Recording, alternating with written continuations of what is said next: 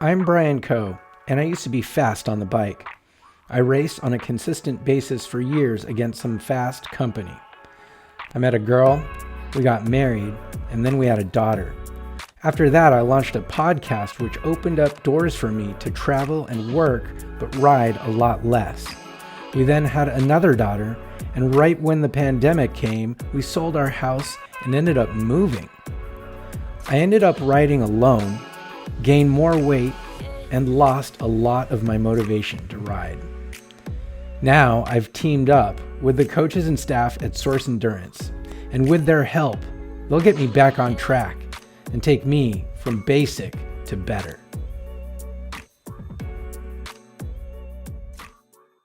I've actually had a number of coaches before in the past, not to mention I've used Strava religiously over the years. I'm also pretty familiar with Training Peaks, but when it comes to Source Endurance, I went through the step-by-step process on their website, and it's pretty comprehensive. Source Endurance coaches a lot of people, including professionals as well as working class people, everywhere in between. And they have a ton of information on their site, including individual training packages. And basically, the more money you pay for each tier basically means the more involvement, the more depth that goes into your training. So I chose tier 3 out of the 4 different tiers that you can pick. And I really like tier 3 because it gives me a good level of involvement without necessarily breaking the bank. So it's $300 a month plus a $99 sign-up fee. And it works pretty simple. It explains everything. And then you add to cart, so to speak. And then after you do that, and it's going to be around $400 initially to sign up. Once you do that, you go through a ton of intake forms, legal papers, things like that you don't really think about, but they really, really go in depth into what it is you want to do. So the first thing they have you do is put in all your metrics, all your information, so they can figure out what kind of athlete sort of you already are. And so you put in your height, your weight, a bunch of questions such as VO2 max testing, heart rate, power meter, things like that. And then from there, they go into some of your different goals and whether you want to get back into racing or win a race or just train really well, or in my case, eventually race and lose weight, among other things. Then they ask you, when are the best days to train? How much time do you have? And then we went from there. And once you do that, you can pick your coach. In this case, I got Taylor Warren. He's 10 years as a cyclist, professional, state and road race crit champ, as well as a professional racer.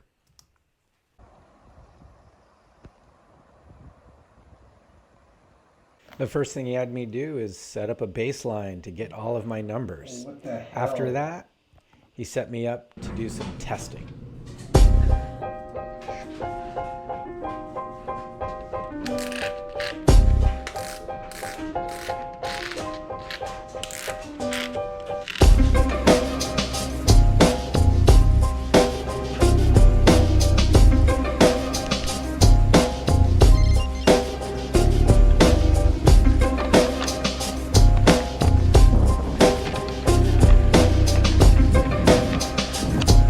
Day 1 of training.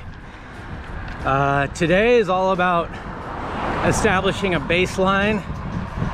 I'm doing a warm-up right now, and I'm feeling pretty good, a little nervous, but I am gonna do a 5-minute all-out test, and then after that, recover, and then I'm gonna do a 20-minute TT, basically an FTP test, functional threshold power, and then see how that goes.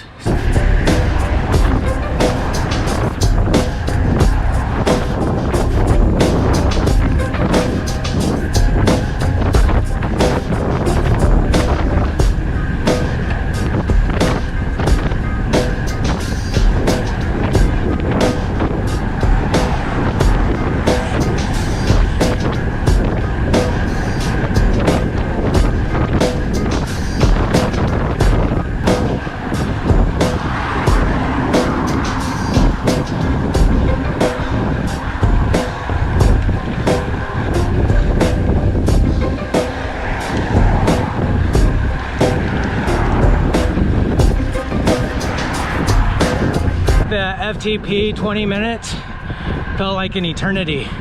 And throughout, I was just fighting my mind, all the self-doubt and the pain I haven't felt in a long time. So we'll go home, it's easy spin, and we'll see what the numbers look like. All right, today is day 2. Today I've got more testing to do. Basically I've got 2 all-out sprints, very short, just to kind of figure out what my peak power is, and then one 1-minute all-out effort, again, to see what kind of power numbers I can throw up for 1 minute. Still kind of hurting from yesterday, actually, the 20-minute FTP. So we will see how today goes. I'm currently warming up right now, and we'll check back in afterwards.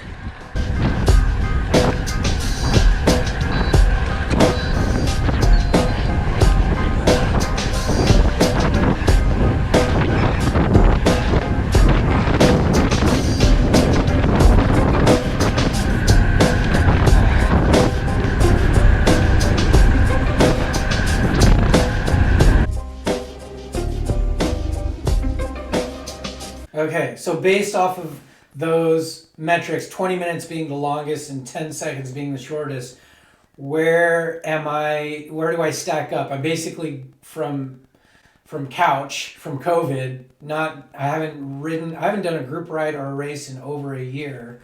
And I've just been riding without any type of structure, without giving me the bad news too hard. Like, where do I stack up, or do I stack up at all? Yeah, I mean, the numbers, they weren't horrible by any means. I think pretty good. It would probably put you like a mid-level Cat 4 if you were to like do comparisons based on power to weight.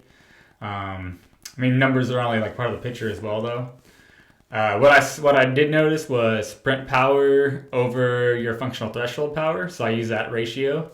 And it showed sprint capacity is probably the highest right now.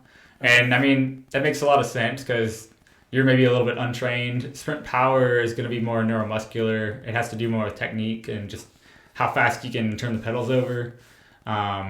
Whereas FTP is much more trainable, and it's going to change quite a bit throughout the course of a year, going from untrained to trained. So once we get a little bit more data, that your phenotype as a rider might shift if your FTP starts to come up and maybe sprint power doesn't change as much. But right now, that's kind of where you're at. I noticed your 5-minute power was actually pretty good as well. I think you did like just under 315 watts for 5 minutes. Okay. It was about 130% of what you did for your 20-minute effort, which typically corresponds with having a strong VO2 relative to your anaerobic threshold. Okay. Which is, it's good. It's a good thing for sure, because it means you have a pretty high ceiling, and we could easily bring that FTP up to kind of match that VO2 max power. And then the lowest value right now was the 1 minute anaerobic capacity. Yeah. Which, it's hard to say. It could just be like hasn't been trained. It could be just your phenotype as a rider. Okay. But doing work in that area tends to, you see those adaptations on a much quicker timeline than things like at FTP, for instance.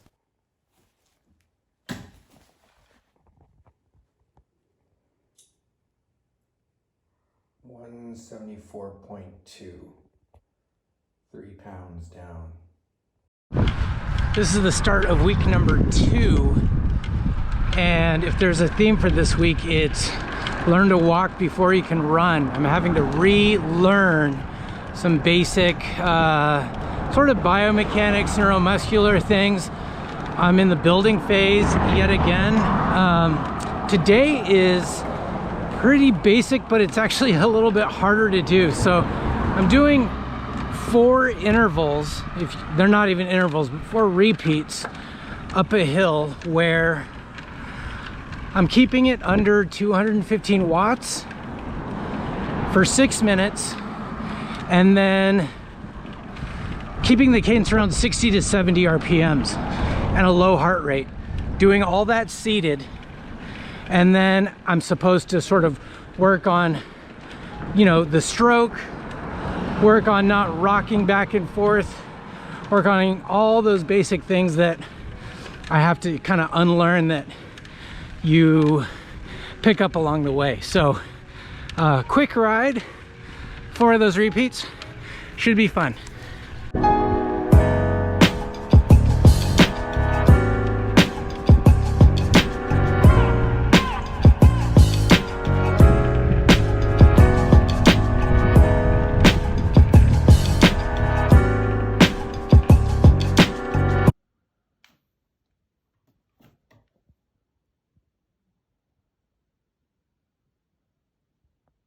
I also got in contact with Kristen Arnold, who's a nutritionist, registered dietitian, as well as a pro cyclist herself. And then daily hydration best practices. So weight management is definitely a piece of all of this with nutrition. It's not everything, but a lot of the time it's just part of, you know, your body responding to eating in a way that benefits it. So. Yeah, and as a cyclist, it doesn't help. Right. Yes. Watts per kilogram is a big factor in a lot of disciplines. Among other things, we talked about drinking more water, eating less portion sizes overall, and eating a lot more fruits and vegetables. Not to mention how to make some foods taste a little bit better while you're still getting those macronutrients.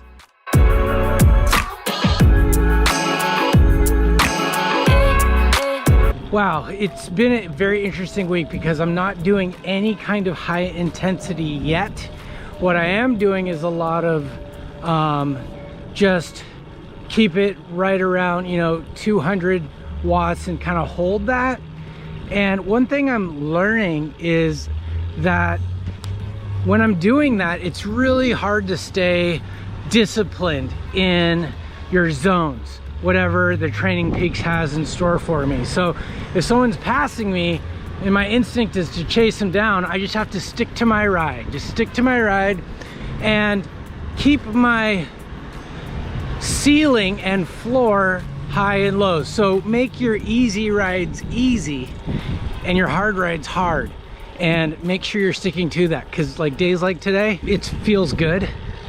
So I want to go out and ride hard, but I know that riding easy to prep me for the weekend is gonna make me that much better overall. I am sticking to the overall time goals each week. I'm putting in my 10 to 12 hours on the bike per week.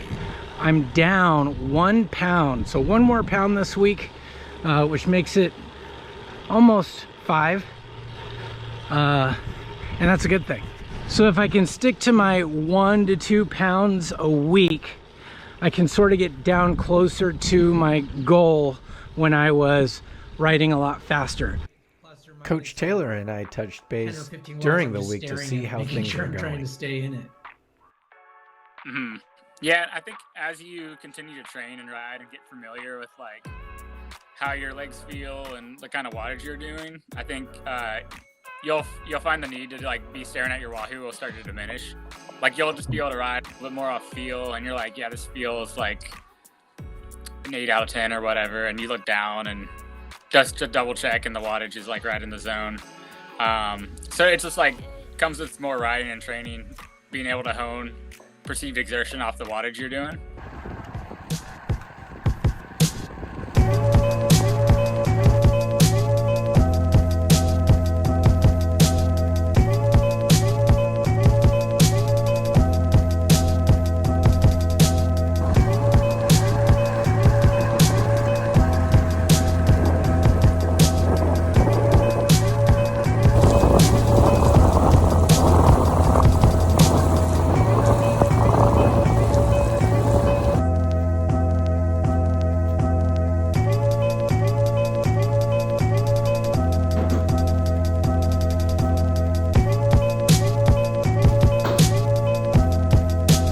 Three sort of takeaways from the week. One, I want to make sure when I'm riding and I have a set wattage range to stay on it. Tendency is on downhills or slight downhills to coast.